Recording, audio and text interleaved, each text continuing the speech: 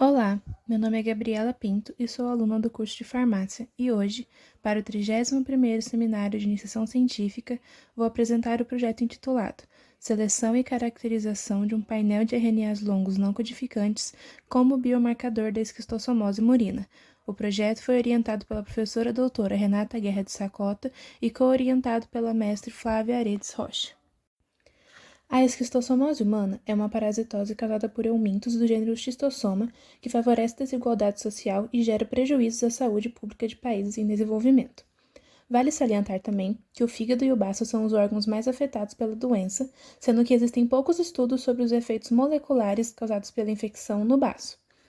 O teste diagnóstico padrão ouro é o CATO-CATS, um exame parasitológico de fezes. Porém, ele favorece a subnotificação de casos, pois é analisada uma pequena quantidade de fezes, e infecções com baixa carga parasitária apresentam poucos ovos.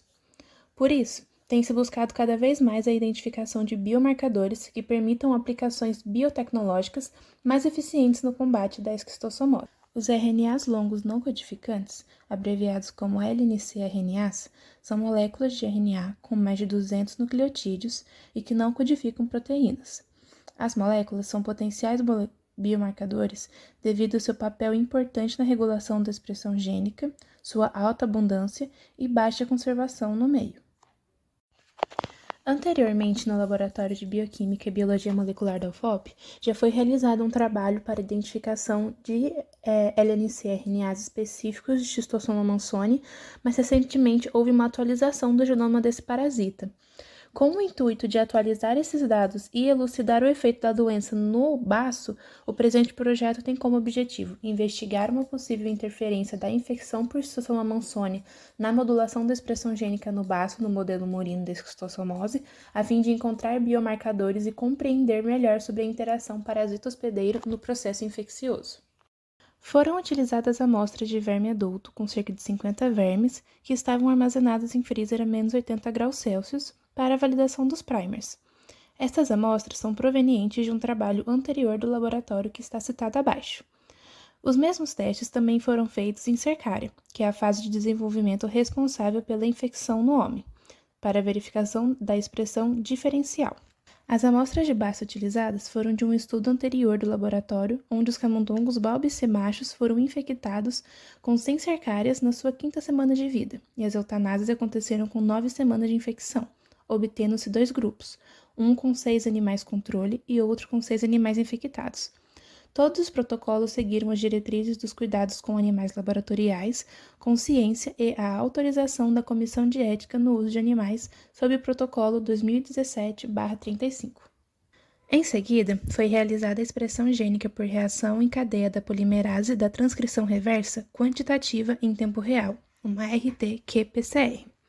Primeiramente, foi feita a extração do RNA das amostras de baço, verme adulto e cercário. Depois, foi feita a purificação do RNA com o kit SV Total RNA Isolation System da Promega, seguida da determinação de concentração e pureza das amostras obtidas no aparelho Nanodrop. Para a checagem da integridade do RNA extraído, foram feitas eletroforese em gel de agarose.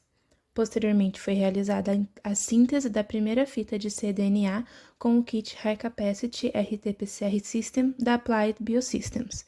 E, finalmente, foi feita a testagem por PCR em tempo real da seleção de primers que foram desenhados anteriormente. As análises estatísticas foram realizadas com auxílio do programa GraphPad Prism versão 8.0 e os dados obtidos foram testados pela análise de normalidade Shapiro-Wilk, com pós-teste de Mann-Whitney para dados normais e teste T de múltiplas comparações para dados não normais. Primeiramente, foi feita a validação dos primers utilizando o DNA complementar do verme adulto, pois esses primers foram preditos em um banco de dados RNA-seq de verme adulto. Portanto, existe uma maior probabilidade deles serem expressos nessa fase da vida do parasito. Foi feita uma PCR convencional para saber se existe alguma amplificação, e no gel é confirmado se o amplicon obtido é do tamanho esperado, que é de 70 a 90 pares de bases. Nesta fase, apenas o LNC77 foi eliminado. Depois foi feita a PCR real-time, que é uma técnica mais sensível para confirmar a ausência de subprodutos e dímeros. Na curva esquerda, uma amplificação sem subprodutos ou dímeros, diferente da curva direita. Nesta fase, foram descartados mais 5 RNA-RNAs, que é o 70, 71, 74, 75 e 78. Estes foram os resultados da expressão dos LNC-RNAs em duas fases da vida do parasito, cercária e verme adulto. Todos tiveram as expressões significativamente diferentes entre as fases, indicando potencial regulatório, já que a expressão tende a ser estágio específica, sendo os mais expressos os 68, 71, 75 e 78. Após a exclusão de primers que não tiveram um bom desempenho nos testes anteriores, os que sobraram foram testados nas amostras de baço de animais Houveram controle resultados significativamente diferentes Houveram entre os resultados grupos na significativamente maioria dos diferentes entre os com grupos exceção na dos maioria dos LNCs, RNAs, 63, com exceção 66 e dos 77. LNCs. Os demais não 63, apresentaram 66 expressão e nos animais 67. controle, e quando Os houve demais expressão, não foi apresentaram próximo de expressão zero, nos animais indicando que podem controle ser bons e, biomarcadores. quando houve expressão, Após a foi exclusão de próximo de primers que zero, não tiveram um bom indicando que desempenho podem nos ser testes bons anteriores, marcadores.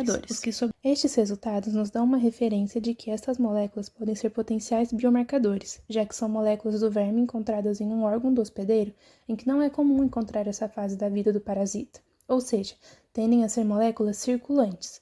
Além disso, é um indicativo de que elas podem participar da modulação do processo imune. Estes dados acabam nos direcionando para a realização de novos experimentos para a elucidação da função dessas moléculas. Gostaria de prestar meus agradecimentos à Universidade Federal de Ouro Preto, ao Conselho Nacional de Desenvolvimento Científico e Tecnológico CNPq, ao Centro de Ciência Animal CCA da UFOP e ao Laboratório de Bioquímica e Biologia Molecular LBBM, pela oportunidade, financiamento e excelência em ensino.